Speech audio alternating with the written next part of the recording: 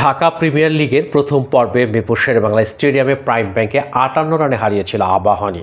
আজ একই মাঠে প্রাইম ব্যাংকে ৫ উইকেটে হারিয়ে সুপার লিগ শুরু করেছে আবাহনী। মিরপুরের সকালের কন্ডিশন কাজে লাগিয়ে প্রাইম ব্যাংকের টপ অর্ডারকে দাঁড়াতে দেননি আবাহনীর দুই পেসার তাসকিন আহমেদ ও শরীফুল ইসলাম। ৪ ওভারের মধ্যে ৫ রানে মোহামেডানের ৩ উইকেট তুলে নেন দুজন।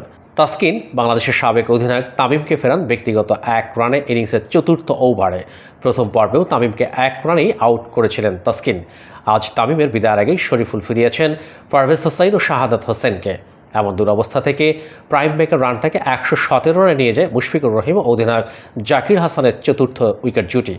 জাকির ৭০ বলে ৬৮ রান করেছেন, ৬৫ বলে ৪৪ রান করেছেন মুশফিক। এই দুজনের বিদায়ের পর আরও একবার ধস নামে প্রাইম ব্যাংকের লোয়ার অর্ডারে।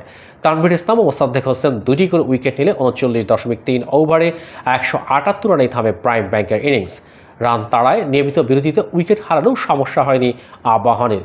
ইনিংস ওপেন করা লিটন দাস শেষ পর্যন্ত অপরাজিত ছিলেন ১০৬ বলে ৫৬ রান করে।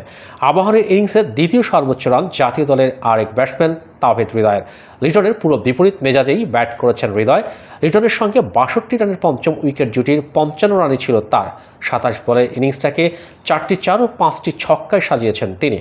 ৩৮.৩ ওভারে ৫ উইকেট হারিয়ে প্রাইম ব্যাংকের রান টপকে এবারে লিগের টানা ১২তম জয় পেয়ে শিরোপা জয়ের পথে আরও একটু এগিয়ে গেল আবাহনী।